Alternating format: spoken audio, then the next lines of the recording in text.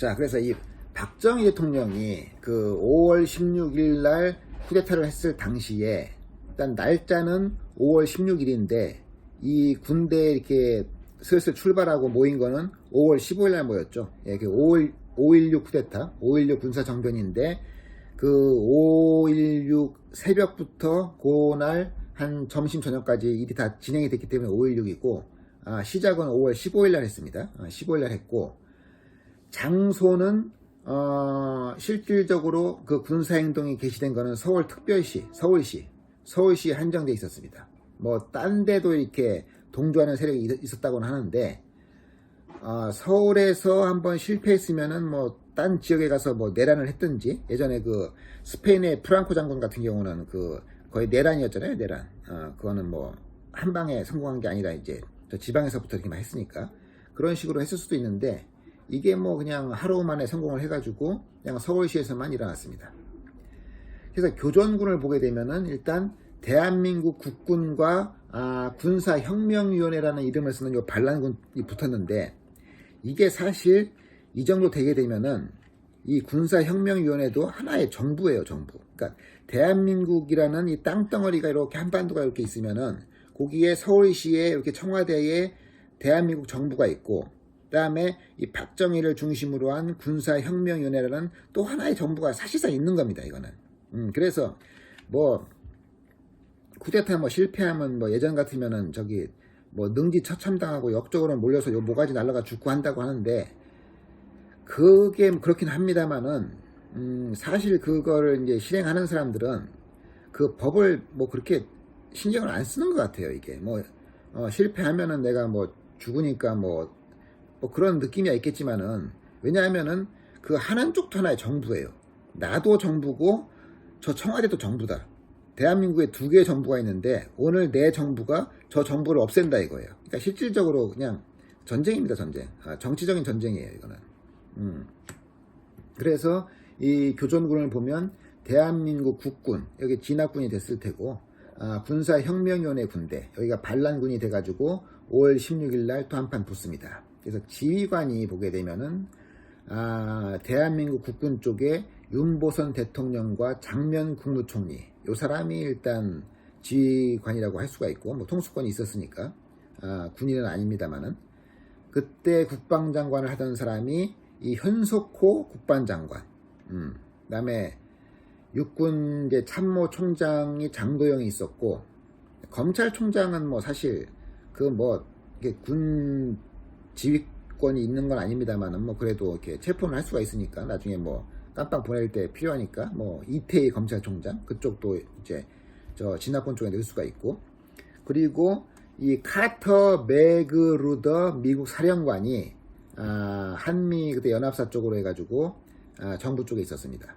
그 다음에 이알림 제1군 사령관 중장 뭐 이렇게 해서 정부 쪽에 있었고, 요 군사혁명위원회 쪽에 누가 있었느냐, 이 실질적인 혁명위원회 수반, 뭐 비공식 정부입니다만은 반란군 정부 그쪽 수반이 박정희 그때 육군 소장 있었고, 김종필 예비역 육군 중령, 그 다음에 차지철 그때 공수 특전단 대위, 그 다음에 전두환 대통령, 예전 그때는 서울대학교 훈육장교 대위였었네요. 전두환 대통령. 이 전땅 그 대통령이 80년대 그 12.12 쿠데타와 5.16 쿠데타 두 번의 쿠데타에 다 관련이 돼 있었습니다. 대단하신 분이죠. 대단한 거예요, 이게. 참 한 번 하기도 어려운 거를 두 번이나 하고, 그 실행하다가 뭐 모의 과정에 걸려가지고 막 이렇게 잡혀가는 사람도 있긴 한데 다 이게 성공을 시켰지 않습니까? 뭐 5.16은 본인이 한 건 아니지만 대단한 거예요, 이것도 참. 정봉옥 중장, 그다음에 김신 공군 중장, 그리고 또 중요한 게 이게 뭐냐면은 요 반란군 쪽에 최명신 중장이 있었습니다. 최명신, 그 월남전 때 유명했던 분인데, 요 사람이 최명신 중장이 반란군 쪽, 군사혁명위원회 쪽, 그쪽에 소속이 되어 있었습니다. 이런 걸 보면은 사실 어떤 그 뭐 정치라든가 뭐 장군이라든가 뭐 이순신 장군 뭐 예전에 뭐 또 이순신 말고 또 누구 있었죠? 그 저 라이벌 원균인가 뭐 또 있었잖아요. 또 옛날에 뭐 이성계도 그랬고 사실. 그런 정치적인 장군들은 개인이 어떤 능력이 훌륭하느냐 훌륭하지 않느냐 인품이 또 어떤가 이거와 이 정치적인 반란과는 크게 상관이 없다라는 겁니다. 이게 무슨 얘기냐? 그러니까 훌륭한 사람이 꼭 정부 편이고 인격이 아주 훌륭하시고 능력이 좋은 사람은 정부 편, 아주 나쁜 놈들은 저희 반란군, 이게 아니라는 거예요. 그러니까 뭐 존경받는 장군도 실제로 반란을 할 수도 있고 안 했는데 모함받아서 날아갈 수도 있고 뭐 능력 없어도 정부 편에 설 수도 있고 이거는 사실 알 수가 없는 것이다. 이렇게 또 얘기를 할 수가 있습니다. 이 역사라는 것이 승자편에서 쓰여지는데 요놈의 승자가 문서를 또 허위 작성하죠. 공문서 허위 작성. 사문서는 당연히 허위 작성이고 원래 그건 뻥이니까. 그래서 이기면 관군 지면 역적이다. 이게 정말 그 진리다라고 볼 수가 있는 겁니다. 역사에서 증명을 하고 있어요. 그래서 5.16 61년 5월 16일 날 이제 한판 붙었는데 병력을 보면은 이 반란군 군사혁명위원회 쪽에서 한 3천 몇백 명 동원했네요. 3천 몇백 명 동원했는데 그때 군인 수가 지금처럼 이렇게 많지가 않았을 겁니다.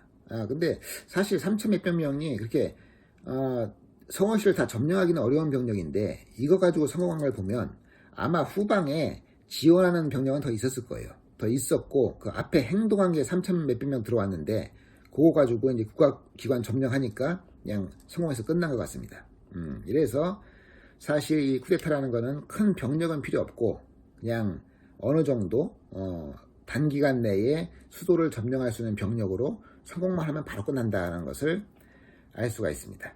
그래서 5월 16일 날 이 박정희 소장이 일으킨 이 군사 정변을 보게 되면은 요것 때문에 제2공화국이 출범 9개월 만에 무너졌습니다. 뭐 뽑아놨는데 뭐 그냥 뭐 하기도 전에 그냥 없어졌어요. 그래서 제2공화국이 출범 9개월 만에 무너지고 이 박정희를 수반으로 하는 국가재건 최고회의가 이게 비비탄이 자꾸 등장을 하게 됩니다. 당시 이제 국군의 이승만 정권에 대해서 이 불만을 갖고 있는 세력이 상당히 많았습니다.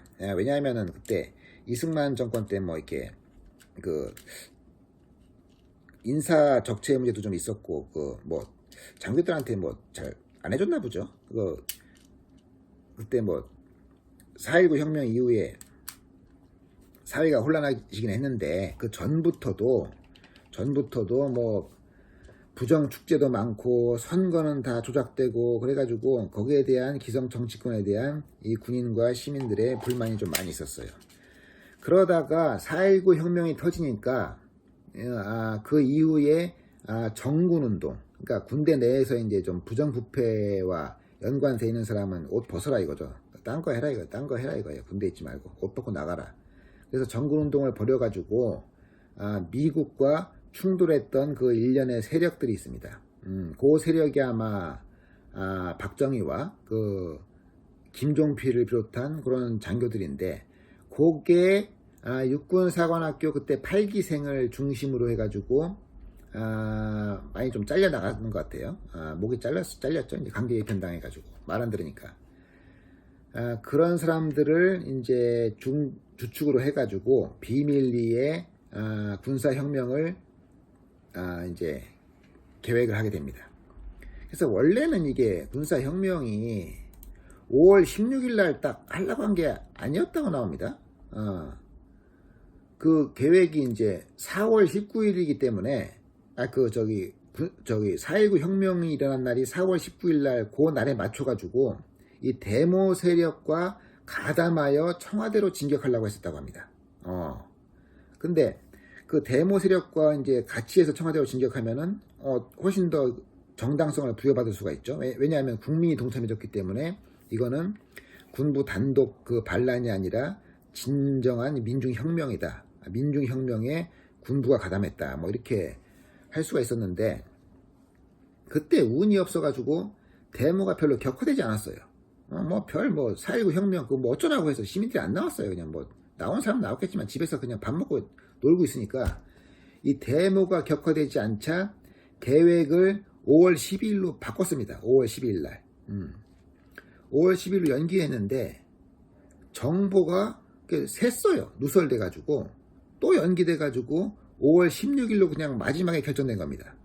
근데 이런 식으로 해가지고 연기되고 정보 세다 보면은 나중에 그거 걸립니다. 그거 걸려가지고 그 옛날 뭐 조선시대 때도 보면은 이렇게 뭐 영모하다가 꼭 한 놈이 가서 꼬질러요.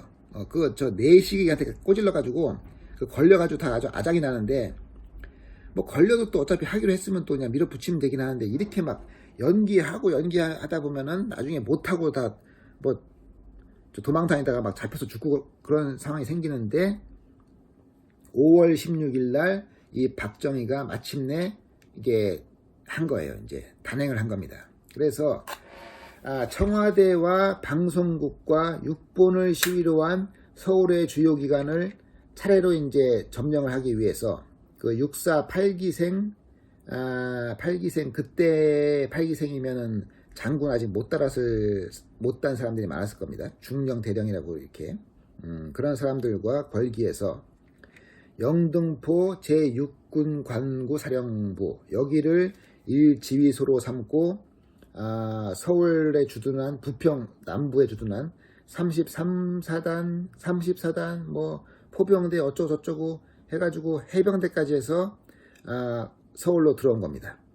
그래서 총 동원된 군인, 그러니까 총 그 자기 휘하에 있었던 세력이 한 6,000명에서 뭐 많이 보면은 저 뒤에 이렇게 숨어있던 세력까지 하면은 한 10,000명 정도, 6,000명 이상 됐을 거라고 이렇게 현재 그 기사에는 이렇게 쓰고 있습니다. 그런데 총 동원된 세력은 6,000명에서 10,000명인데 서울 안에서 행동한 세력은 4,000명이 좀 안 됐습니다. 그래서 5월 15일 날 군대를 출발시켜가지고 5월 16 0시경 5월 16 딱 새벽에 영등포 육군 관구 사령부를 장악을 합니다.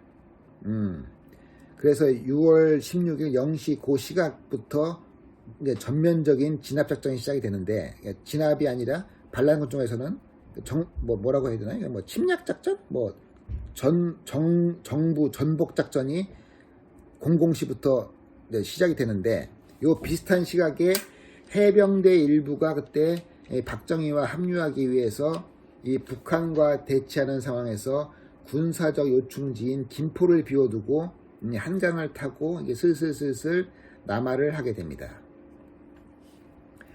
그래서 이제 00시부터 시작을 해가지고 02시경에 육군 참모총장 이 장도영 장군이 그 총리 집무실이 위치한 그 반도 호텔 809호에 전화를 걸었습니다. 이때 이제 국무총리 장면이 전화를 받고서는 이게 보고를 받았어요. 이렇게. 그래서 육군 34단이 이렇게 좀 뭐 장난을 좀 하려고 하는 것 같은데 그 해병대와 이 공수 특전단이 서울로 못 들어오게 막고 있으니까 염려할 필요가 없다. 이러한 그런 전화였습니다.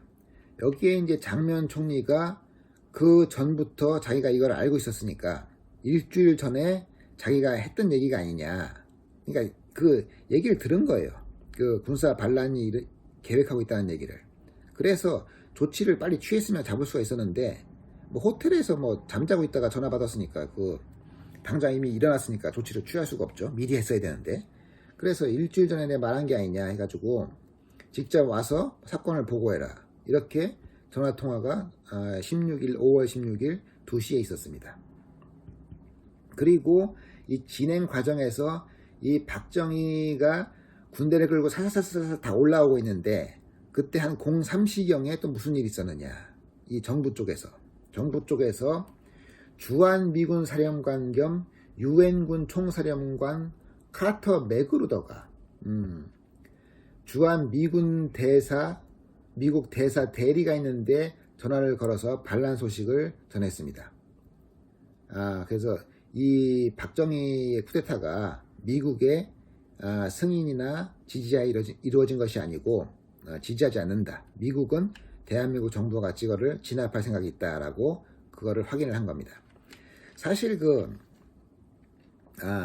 뭐 아시아나 아니면은 뭐 남미도 그랬고 저쪽에 뭐 다른 제3세계 국가, 그러니까 소련과 미국이 아닌 다른 나라에서는 그 KGB나 미국의 CIA가 쿠데타에 살짝 개입해요. 왜냐하면은 예를 들어서 소련 밑에 있는 위성국인데 요놈의 정부를 미국 쪽으로 바꾸고 싶은데 그 소련의 영향을 받고 있으니까 거기에 미국이 군대 끌고 들어갈 수가 없지 않습니까? 마찬가지로 예를 들어서 남한이 이제 미국이랑 군사 동맹이 돼 있는데 소련이 남한으로 군대 끌고 들어오면 전쟁 나잖아요. 그러니까 그 안에서 이놈의 정부를 바꿔야 되는데 방법이 쿠데타를 살짝 이렇게 교사를 하는 겁니다.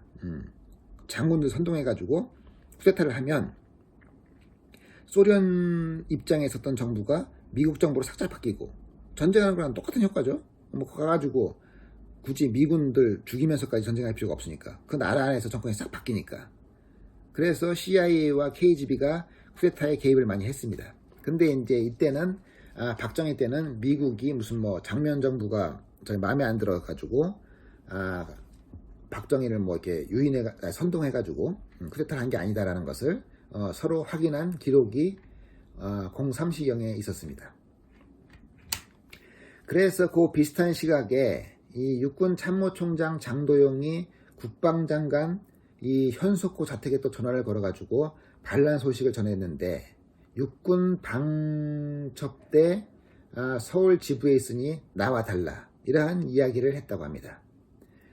그래서 현석호 이제 장관이 국방부 사무차관을 찾으려 했는데 연락이 안 되니까 몇 가지 지시사항을 내린 뒤에 반도호텔로 갔습니다.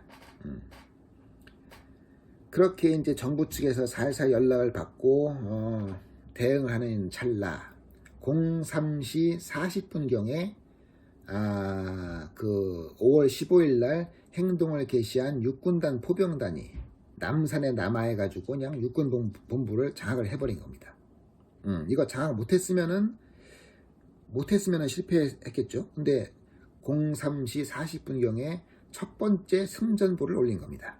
박정희 장군 그 휘하에 있는 부대가. 그래서 그랬고 육군 본부가 장악이 됐고 박정희는 한강 건너의 헌병과 1시간가량 대치를 하고 뭐 한강을 올라오느니 마느니 뭐 이러고 있었던 시기였습니다. 이때 그 시간이었습니다. 03시 40분. 그리고 04시경 16일 04시경에 이 박정희와 장도영 사이에 대화가 있습니다. 대화. 이 장도영이 사실 그 정부 쪽 그 인사인데 박정희가 장도영에게 군사봉기를 승낙하고 진두 지휘해 줄 것을 간청을 했습니다. 이제 정부 쪽 인사를 우리 편으로 빼오는 거예요.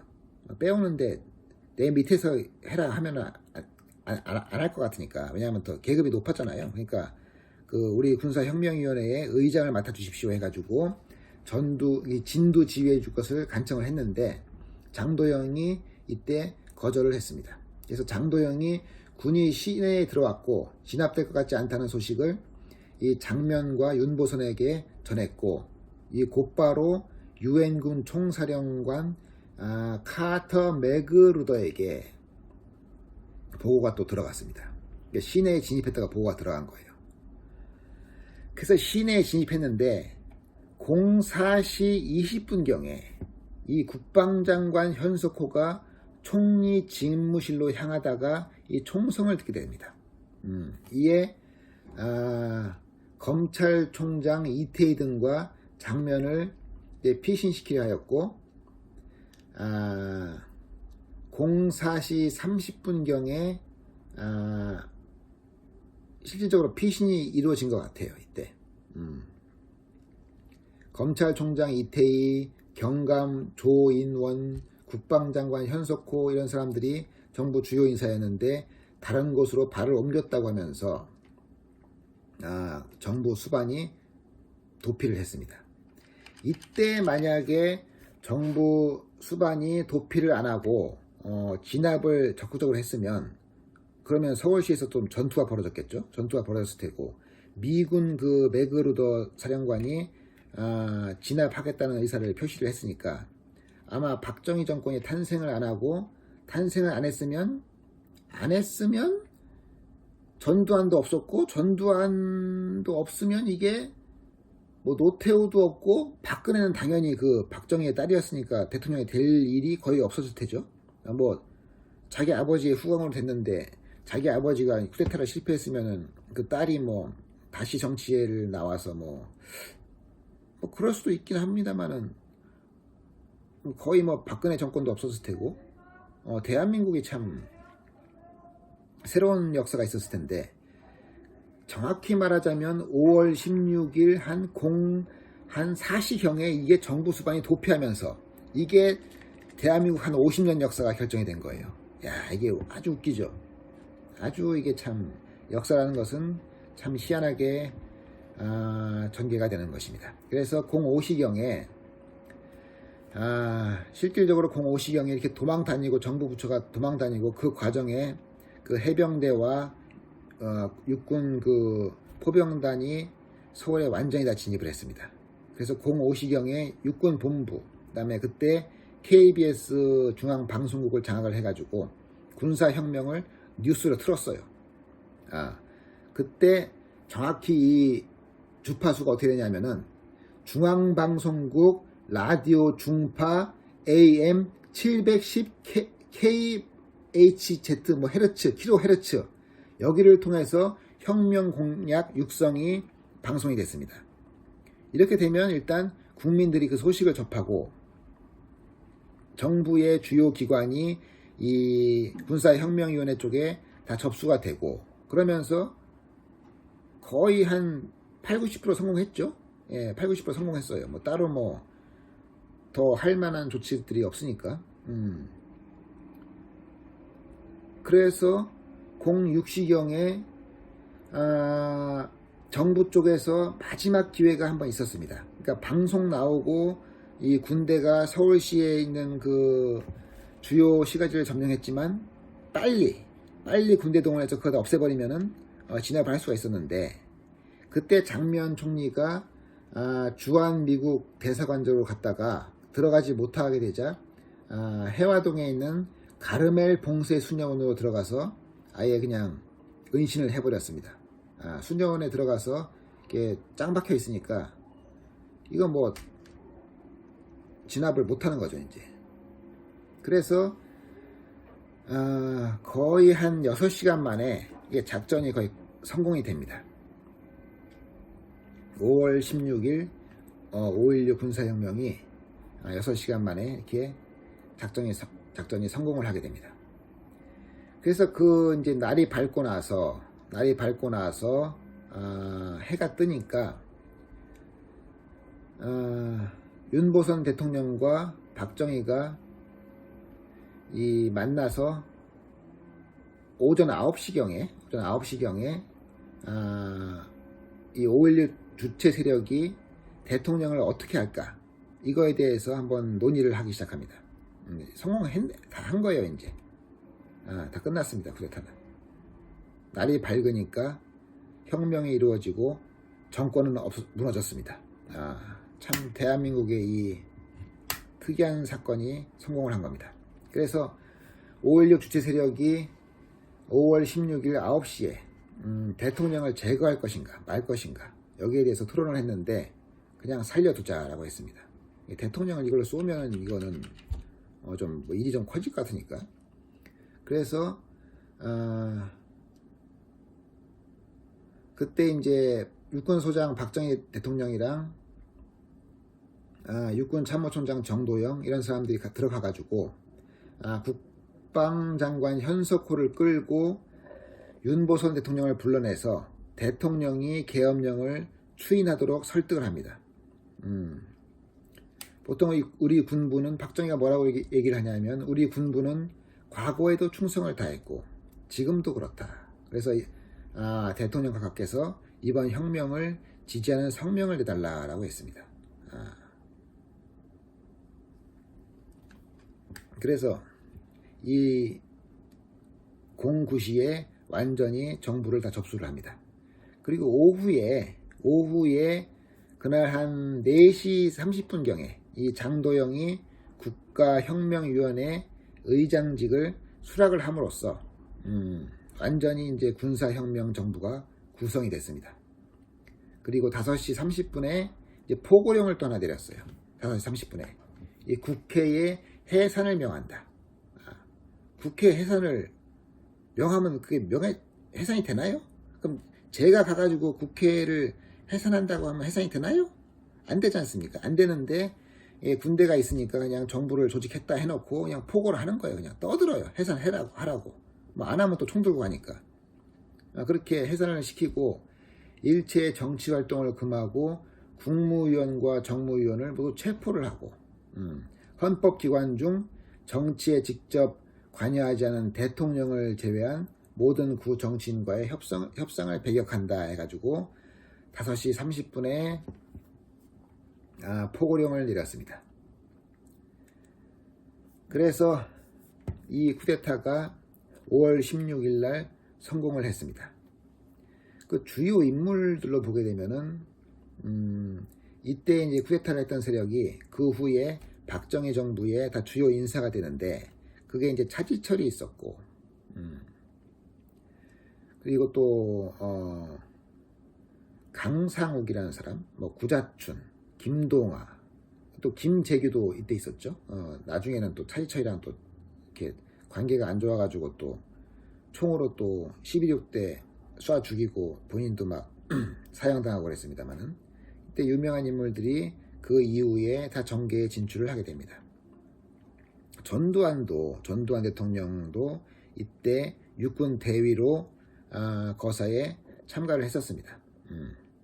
근데 전두환 대통령 같은 경우에는 그때 그 서울대 물리대의 ROTC 교관으로 나가 있었는데 이게 별로 그 자리 자체가 그 뭐 그렇게 뭐 진급을 할 수 있는 보직이 아니었다고 합니다. 이때. 그래가지고 혁명 참가를 안 했으면은 그냥 뭐 별도 못 달고 그냥 있다가 그냥 퇴직했을 것 같은데 그때 육군본부로 찾아가가지고 이제 박정희 소장이랑 면담을 하자고 해서 육사 생도들을 서울시의 시가지 행진을 해라 이렇게 제안을 했습니다. 그래서 시가 생도가 시청에 행진을 해가지고 그때부터 이게 육군 사관학교 생도도 지지를 하니까 이거는 국민 전체의 지지를 받지 않느냐 이런 여론을 조성하는데 결정적인 어떤 역할을 했습니다. 이것 때문에 우리 그 전당 그 대통령이 이 박정희 대통령의 신임을 받아가지고 계속 정치를 하다가 나중에 또 쿠데타를 자기가 다시 했죠. 또 했어요 자기가.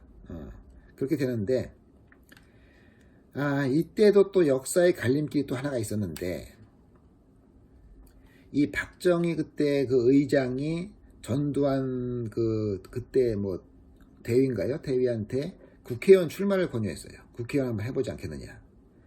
만일 이때 전두환이 국회의원이 됐으면 그러면 12.12가 또 없었겠죠. 왜냐하면 군인이 아니라 국회의원이었으니까 뭐 당장 군을 동원할 수는 없었을 테니까.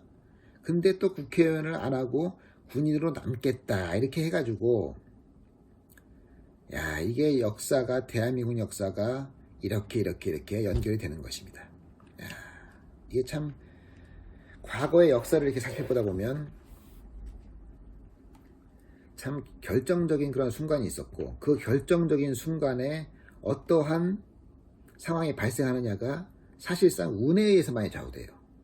예, 뭐 그거를 10년 후, 20년 후를 자기가 예측하는 게 아니라 그냥 이렇게 했는데 이렇게 된 거고 이렇게 했는데 또 이렇게 된 거고 그야말로 나비 효과에 의해서 이 정치와 역사도 변한다는 것을 발견을 할 수가 있습니다. 이 5.16 군사혁명도 예를 들어서 연기를 몇 번 더 했거나 4월 19일, 5월 12일, 5월 16일 연기를 몇 번 더 했거나 그러면은 체포당했을 수도 있고 5월 15일 날 밤에 또 이 박정희를 잡으러 헌병이 왔었는데 그때 뭐 행동을 안 했다. 그러면 또 뭐 잡혀갔을 수도 있고 그리고 5월 16일 새벽에도 그 수녀원으로 피신을 안 했으면은 또 진압이 됐을 수도 있고 그러한 수많은 우연이 발생할 수 있는 상황 속에서 군사정권이 탄생을 했습니다. 자, 오늘은 이 대한민국 역사에 있어서 우연이면 우연이고 필연이면 필연이라고 할 수 있는 이 어떤 5.16 군사혁명에 대해서 얘기를 했고, 자, 다음 시간에는 또 이 전 땅크 대통령, 이 전 땅크 대통령의 12.12 군사혁명, 혁명인가요? 이거 반란이라고 써있네요, 여기는. 혁명이건 반란이건 하여튼 12.12 사태에 대해서 한번 또 방송을 해드리도록 하겠습니다. 오늘 또 구독해주신 여러분 감사드리면서, 또 독일 병정 같다고 칭찬해주신 또 구독자분 감사드리면서, 소품 후원해주신 저의 팬 여러분 감사드립니다. 또 다음 시간에 또 다시 뵙도록 하겠습니다. 조진태 기자였습니다. 감사합니다.